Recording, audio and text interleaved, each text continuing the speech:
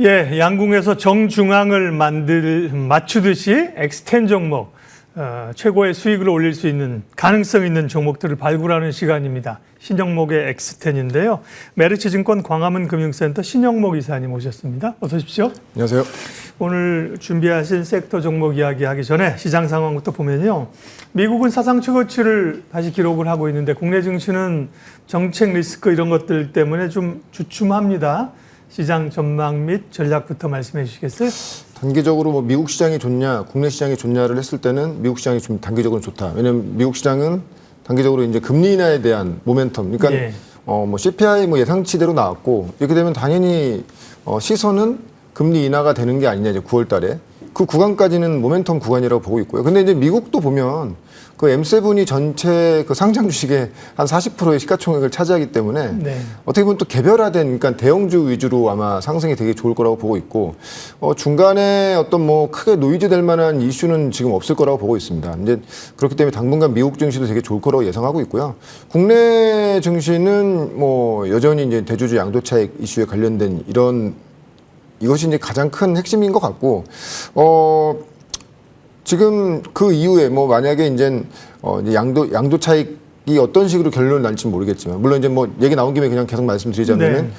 일단 뭐 민주당에서는 기존 현황대로 50억대로 이제 50억으로 가는 안을 대통령실에 의견을 냈다고 얘기하고 있는데 사실 그렇게 되면 그냥 다 시장이 일단 해피. 왜냐하면 사실은 내심 과감하게 100억까지 해주면 진짜 이거 4천, 5천까지 가는 어떤 시장의 큰 길 열리는 거 아닌가 이렇게 내심 뭐 기대하긴 했지만 그래도 50억도 나쁘진 않다. 근데 어제 보면은 어제 코스피랑 코스닥 보시면 아시겠지만 분봉 보시면 아시겠지만 대통령실 맞습니다. 예. 네. 대통령실에서 좀 신중하게 좀 더 생각해 보겠다. 오히려 그 시원하게 그러면 뭐 저는 그 부분은 대통령실의 의견이지 대통령의 의견은 아니라고 봅니다. 맞습니다. 예. 네. 그래서 의견이 분분하죠. 왜냐하면 예. 당연히 그러면 뭐 당이 이렇게 정했으면 그렇게 자연스럽게 넘어간다고 또 실제로 코멘트도 뭐 그러면은 뭐 대통령실에서도 어제 그저께죠. 그럼 양도 차익 관련돼서는 현행대로 유지하는 쪽으로 가는 방향으로 하겠다라고 그런 코멘트가 났는데 갑자기 이제 어제 그런 얘기가 나오면서. 그 얘기 나오면서 진짜 코스닥이랑 코스피가 1% 올라갔던 게 상승 그대로 다 반영을 하는 상태이기 때문에 이 부분에 대해서 이제 좀 결정을 내려줘야 시장에 이제 혼선이 없을 거고 왜냐하면 이 이후에는 또 2차 상법 개정도 있을 거고요. 그렇게 되면은 사실은 우리가 이제 뭐 저도 이 자리에 나와서 많이 말씀드렸지만 니케이 지수가 한 10년 동안 4배 오른 거에 대해서 많이 말씀을 드렸지 않습니까? 4배가 아니죠. 8배가 올랐던 거 말씀을 드렸는데 사실 그 10년 동안 오른 거거든요. 근데 우리나라도 이제 시작이기 때문에 어떻게 보면은 이런 정책적인 어떤 이런 이 흐름을 정책적으로 잘 얘기를 해줘야 외국인들의 큰 수급이 들어올 수 있기 때문에 되게 중요한 올해 하반기가 되게 그것이 판가름 나는 굉장히 중요한 이런 순간이라고 보고 있고요. 만약에 양도차익 이슈가 해소된다고 하면은 50억이라는 걸 가정했을 때 하반기 장도 전 굉장히 좋을 거로 예상하고 있습니다. 네. 그 논란들이 계속 있는데요. 빨리 정리를 해야죠. 말씀드린 것처럼 대통령실이랑 대통령이랑 다르냐? 저는 다르다고 봅니다. 대통령실에 여러 관료들이 있을 거잖아요. 그런 다시 뭐 10억을 유지한다.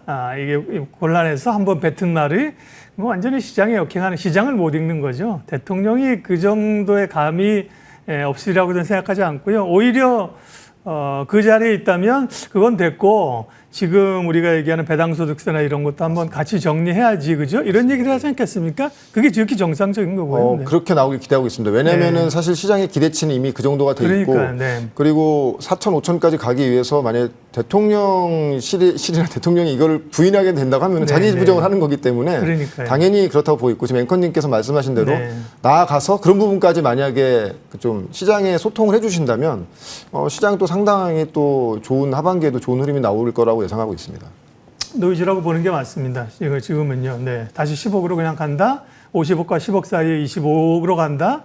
매우 풀리시한 짓이죠. 그렇게 안 하리라고 봅니다. 예, 그럼 그렇고요.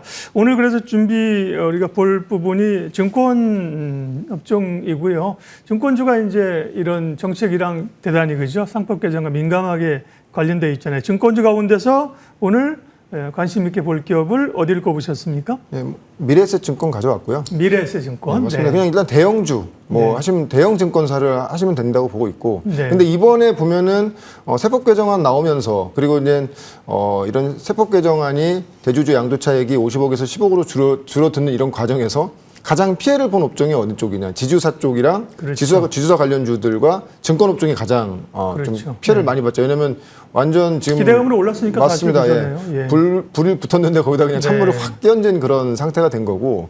근데 지금 보면 증권 업종들 보면은 지금 2분기 실적 발표 이제 하고 있고 미래에셋도 지금 실적 발표했지만 뭐 어닝 서프라이즈 그러니까 뭐 사상 최대 실적 나오는 그런 회사들도 많고요.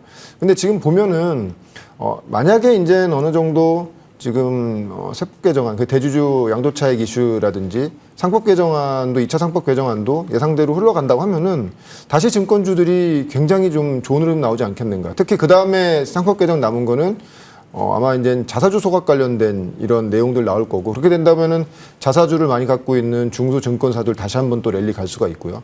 그 아무튼 지금 증권업종의 지금 현재 주가의 흐름은 지금 악재가 다 이미 반영되고 있는 상태입니다. 그러니까 아까도 말씀드렸다시피 불확실성, 정책에 대한 불확실성이 사실은 증권업종이 가장 직격탄을 맞았거든요. 그래서 지금 보면은 미래에셋증권도 1분기, 2분기 실적이 단기 순이익만 한 4천억 정도가 나왔는데 사실 우리가 여기서 2분기 당연히 뭐 2분기 때 너무 지수가 좋았으니까 당연히 증권업종 좋은 거 아니야 이렇게 말씀하시겠지만 이 흐름이 기조적으로 3분기, 4분기 계속 이어질 수가 있다. 왜냐면은 사실 2분기라고 하지만 정확히 2분기가 아니고 6월 달이죠. 6월 달에 대통령이 취임을 하면서 2,700이 3,200까지 그냥 직행하면서 그때 이제는 고객 예탁금도 지금 한 70조까지 늘었던 것이 지금 한 68조 정도, 67조 정도에서 유지가 되고 있고요. 한때 가장 거래가 많이 됐을 때, 거래대금 기준으로 했을 때, 그 NXT까지 포함해서 한 40조 정도의 시장. 그러니까 작년만 해도 NXT가 없고 양시장이 그냥 뭐 거래 없을 때 예. 거래대금 기준으로 한 15조에서 좀 거래 좀 되면 20조 정도 시장인데 지금 그 거래대금 자체가 2배로 늘어나는 시장이기 때문에 뭐 이렇게 우리가 생각한다고 하면은 당연히 그냥 직관적으로 증권업종이 좋을 수밖에 없겠다. 그리고 네. 만약에 이런 정책적인 이슈를 해소해 준다고 하면은 정말 4천, 5천 가는 이런 흐름에서 어떤 상징적인 섹터가 분명히 있는데 과거에도 그랬지만 이번에도 증권업종이 가장 큰 수혜가 될 수 있을 것이다. 지금 보면은 국내 증시뿐만 아니고 해외 증시까지 다 좋은 상태이기 때문에 증권업종이 어떻게 보면은 그동안에 닫혀있던 어떤 성장이 열리면서 성장업종으로 탈바꿈되는 이런 흐름이 나온다는 그런 흐름이 계속 될 거라고 보고 있고요. 그래서 뭐 단순히 4천 간다, 5천 간다 그렇다면은 뭐 당연히 증권업종이 좋겠지라는 그런 어떤 접근뿐만이 아니고 정책 이슈로 인해서 가장 먼저 고점 대비했을 때 조정 많이 받은 증권주들 같은 경우는 30%까지 이상도 조정을 받았고요. 예. 미래에셋증권 역시도 한 20% 정도까지 지금 한 15%, 20% 정도 조정 받은 것 같은데 만약에 지금 뭐 상법 개정안 2차 이제 한 20일 전후로 해서 이제 결정될 것 같고요. 그리고 대통령이 이제 어떻게 되는 그 불확실성을 제거해 주면 사실 증권업종이 어닝 서프라이즈, 그러니까 엄청난 서프라이즈가 나왔음에도 불구하고 소위 말해서 그 세론이죠. 그 주가가 높이 시작했다가 그냥 음봉으로 끝나는 지금 서프라이즈를 계속 발표하고 있음에도 불구하고 계속 그런 흐름이 계속 나오고 있거든요.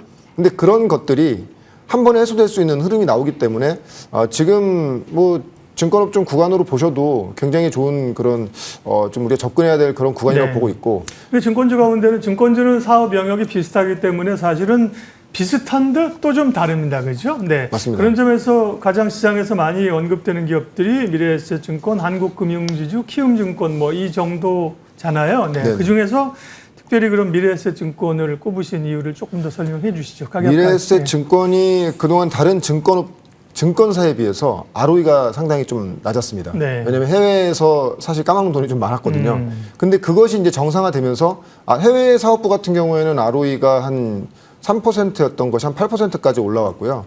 당연히 뭐 대형사기 때문에 어떤 리테일의 어떤 수익성이 그대로 전가되긴 하겠지만 거기에 플러스 해외 사업부의 어떤 성장성까지 그냥 그동안에 좀 비용 투자가 많이 됐는데 이제 수익 전환이 되면서 해외 사업부의 성장성까지 가미된다고 하면은 아마 뭐 다른 그 다른 증권사들에 비해서 미래에셋 증권이 좀 더 두드러지게 올라오지 않겠는가. 그래서 최근에 5월에서 6월 달에 증권업종에 올라온 흐름 보면은 미래에셋 증권이 가장 먼저 움직였고 가장 강하게 움직였거든요. 왜냐하면 그만큼 수익 개선의 효과도 빠른 데다가 주식시장 자체가 좋아지니까 좀 더 이제 어떤 그 매수세가 좀 더 많이 몰렸던 것 같고, 우리가 직관적으로 리테일 그냥 개인들의 영업 구간으로 본다고 하면은 키움증권을 우리가 직관적으로 그렇죠. 많이 생각을 네. 하시잖아요. 그래서 보면은 키움증권이 당연히 그러면은 키움증권 지금 뭐 NXT뿐만이 아니고 해외 주식뿐만 아니고 뭐 여러 가지 관련된 사업 굉장히 좀 빠르게 확장되고 있는데, 주가의 흐름을 보시면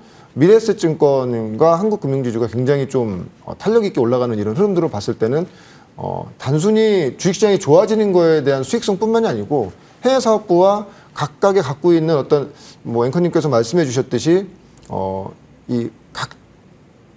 같은 듯 좀 약간 다른 느낌이 있는데, 네. 미래에셋이 좀 더 수익성 개선되는, 특히 이제 ROE 개선되는 부분이 좋기 때문에 네. 그렇게 되면은 기관이나 외국인들도 이런 부분이 좀 키포인트가 될 수 있기 때문에 미래에셋 증권을 선호하지 않겠는가. 타겟 프라이스는 어느 정도 잡을까요? 그래서 일단 뭐 전고점 정도까지는 그냥 실적으로 봐도 무난히 가지 않겠는가. 왜냐하면 6월 달에 반영됐던 실적이 서프라이즈를 만든 것이거든요, 결론적으로는. 네. 근데 지금 아시겠지만 7월, 8월 지금 이 기조로 가고 있고, 만약에 지금 뭐 양도차 이슈까지 해소된다고 하면은 8월, 9월도 3분기도 엄청나게 좋다는 것이죠. 그래서 무난히 저는 뭐 전고점까지는 가능하다고 보고 있고요. 그래서 목표가는 24,000원, 손절가는 17,000원 정도로 잡고 지금부터 관심 있게 보시면 좋지 않겠는가, 이렇게 생각하고 있습니다. 신영목의 X10, 오늘은 증권주 얘기를 했고요. 그 가운데 미래에셋 증권을 관심주로 제시해 주셨습니다. 메리츠증권 광화문 금융센터 신영목 이사님 함께했습니다. 고맙습니다. 고맙습니다.